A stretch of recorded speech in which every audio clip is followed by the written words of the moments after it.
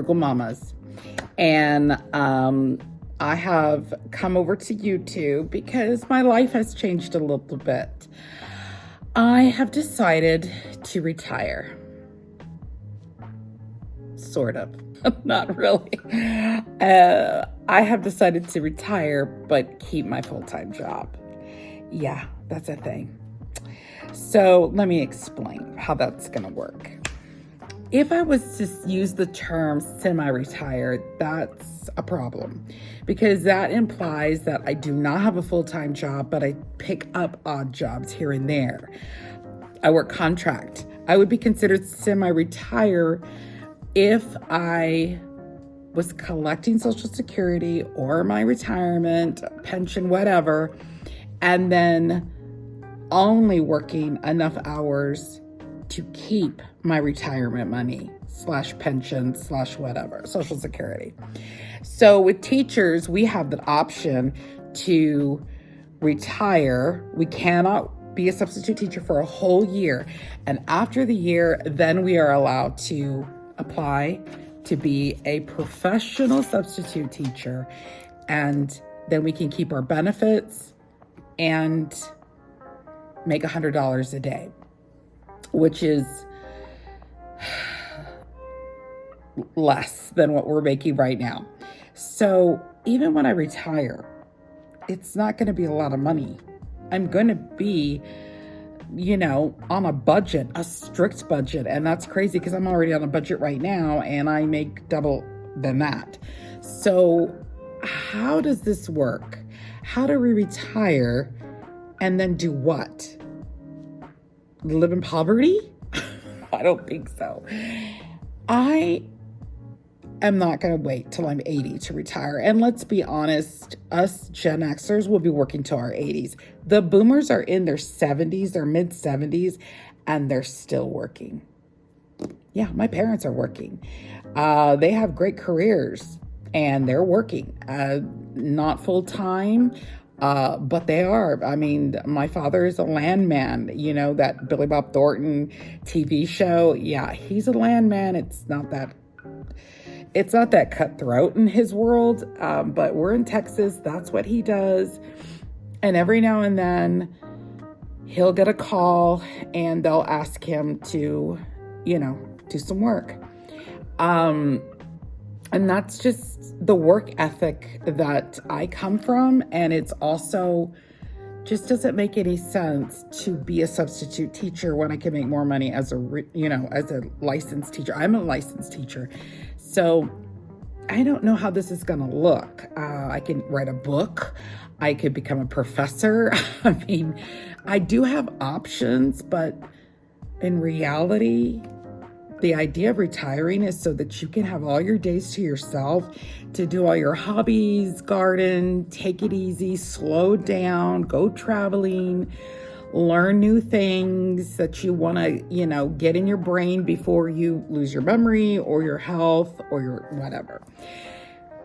That doesn't make sense to me that should be postponed till I'm 80. So I'm living a life where I'm retiring right now while working a full-time job to pay for all my retirement fund. I want to craft. I want to travel. I want to learn new recipes.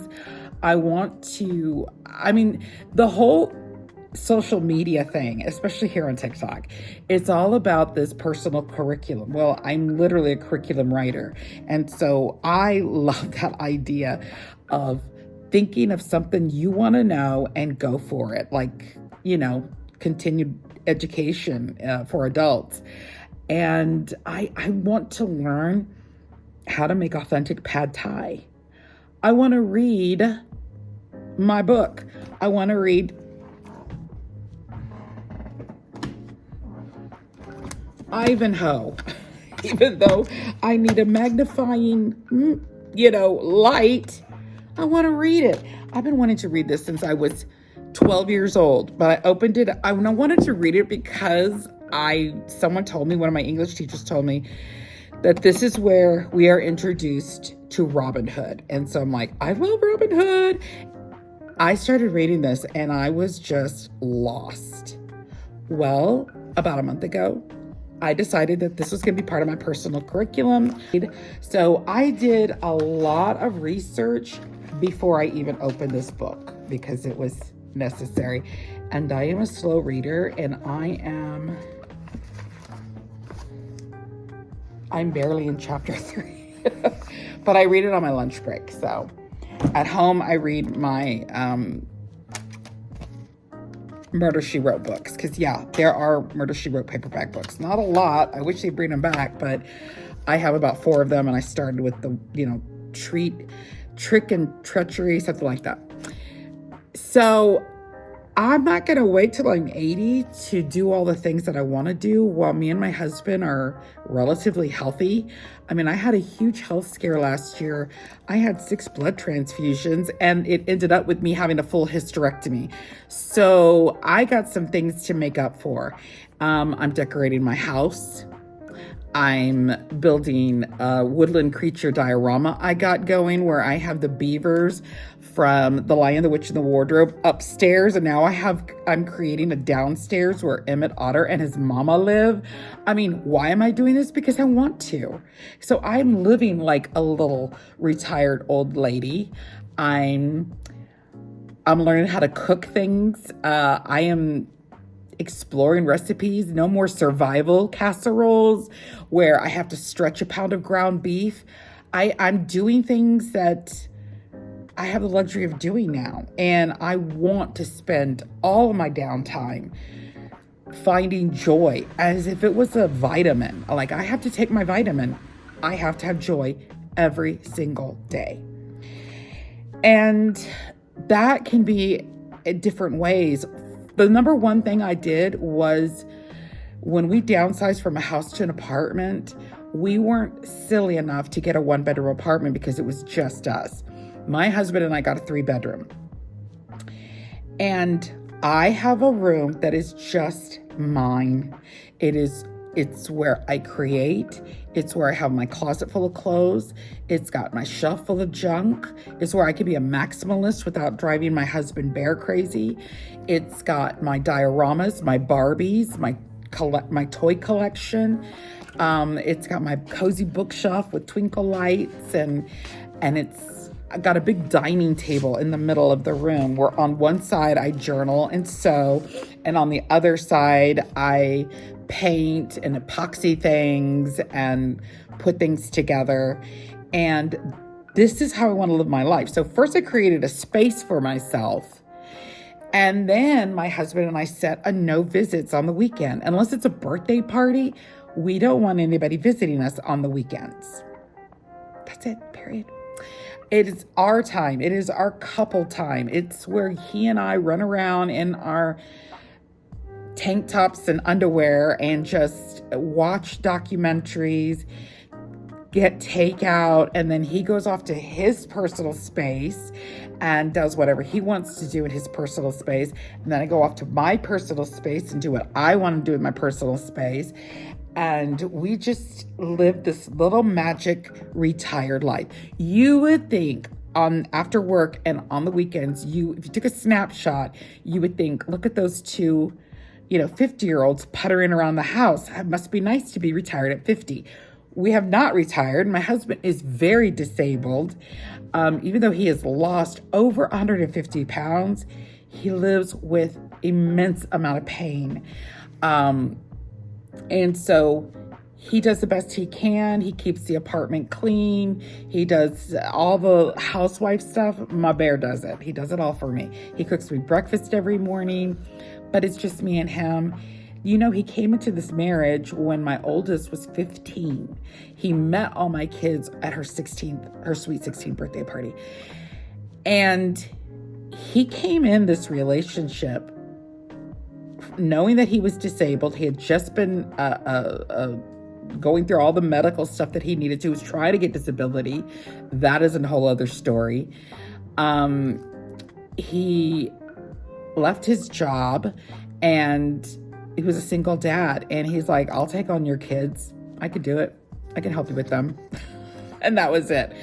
We are absolute partners and we're best friends. Let me tell you something. Raising teenagers can destroy marriage where the two parents actually made the teenagers. For him and I to survive those 5 kids, and they're not biologically his except for one, that is something we should be very proud of. But this is the life that we want to live, and I would love for you to join me. I'm going to be working until I'm 80, until I can't work anymore, until the eyes are gone and the brain is gone and the walking is gone. I'm going to keep going till I can't go anymore. And even Bear recently is looking for online jobs, but damn, they don't like that gap in the work history. There's such a pain about that, but he's even trying to find online work. And we're just doing the best that we can. We live in our 3-bedroom apartment. It's cozy. I'm decorating it in 70s design. I love the Merry Mushrooms. I love owls. I love that vintage orange and yellow. I'm collecting vintage appliances because they still work, because Sears doesn't make crap. And we're just enjoying our fur babies and our grandbabies. And we are literally living the retired life, even though I work full time. And we have a big trip planned. And I don't want to talk about it because we don't even want to tell our kids. We don't want to tell our kids till after it happens so they could be like, oh, that's so cool, that's so romantic. But we have a plan for our, how many years have we been together? 13, our 13th anniversary. And we're going to go off to this magical location out of state, and we are going to find a chapel and renew our vows. Where is this place? I'm not going to say, because it's that beautiful, it's that magical, and we're not going to talk about it. So I'm on my lunch break. I'm going to have some soup, and I'm crocheting, and then when I do a couple of rows, then I start reading my book, and I have my personal curriculum down. But basically, the whole goal of my life from this point on, because I'm half a century old, so the next 50 years will be about enjoying my life as much, if not more, than I enjoyed the first 12 years of my life, because those teen years were hell. But that's why I collect toys, because for some of us, the toys and the Girl Scouts and our friends from that time, our music, the movies, the posters, that probably was the best part of our childhood. And we just want to hang on to that. Because when you get to this age, and you get to half a century years old, you start looking back. And I have this memory. I cannot remember some very important information for today, but I can certainly tell you what first grade was like. I could tell you my friends and my teacher and where my desk was and what I had for lunch. What my lunchbox looked like, what my satchel looked like. Oh, for the youngins, if you don't know what a satchel is, please Google it. But yeah, we'd have backpacks with satchels. And I had some good times. And my husband gifted me a 1978 Brownies and Girl Scout handbook. And of course, he's a boy, so he didn't know that he also needs to get me the workbook, which usually the Girl Scouts, the Brownies and the Girl Scouts, we were only responsible for our uniforms, our beanies, our sash, and that handbook. Our leaders, which happened to be my mother for a couple of years, they were the ones that had the workbook, and then they would just create and gather all the materials so that we could do these projects to earn our badges. And I told my husband, I'm going to do it all again. I want to earn all my badges back because it's gone. I want the sash and I want the badges, and it's open to the public. So, I mean, and who knows? I might end up next year volunteering to be a Girl Scout leader. That would be cool. I love giving back to the community, which is why I became a teacher in the first place. So, please don't forget to subscribe because this is a new journey for me. I've kind of had it with TikTok. I mean, I know I got some great followers. They love my coffee videos, and I drink coffee, so it's not a big deal to film me serving coffee, making coffee, drinking coffee. But I think this is my new home, TikTok. I mean, slip of the tongue, YouTube, because this is where I would love to teach people how to retire and work 40 hours a week. How do you do that? How do you create this little homey, safe, joyous, comfortable, happy time, happy place where you can spend out the rest of your life doing all the things you need to get done before it's time to say goodbye? That sounds so morbid, but guys, I'm 52 and I've already lost 3 friends. It's crazy. It's crazy to me. And I'm still trying to wrap my brain around that. So it happens. And it happens too often. And I don't want to miss a thing. Like, the Aerosmith song, I don't want to miss a thing. And so I'm not going to wait till I'm 80 to do all the things when I'm pretty sure at 80, I'm not going to be in my best shape. I'm a very big shape right now. But I still can hustle. I can still walk fast. Sometimes I walk faster than I'm really short, by the way. You can't tell, but I'm just like a little roly-poly.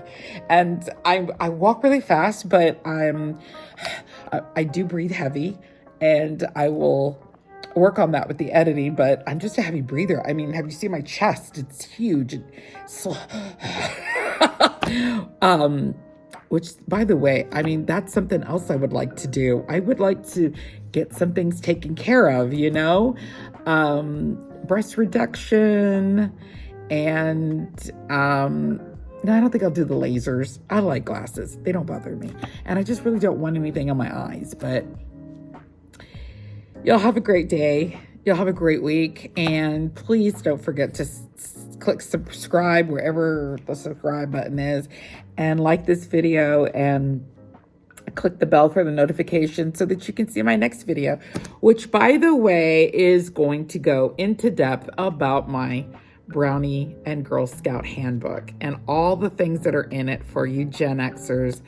I would love to have other women join me on this journey where we re-earn our badges, or for those who never got a chance to be in Brownies and Girl Scouts, you can earn them for the first time. And I would love for you to join me. I'm even going to make me a green vest, okay? Kelly green. It's a Kelly green vest. If you're going to go make one, that's the color.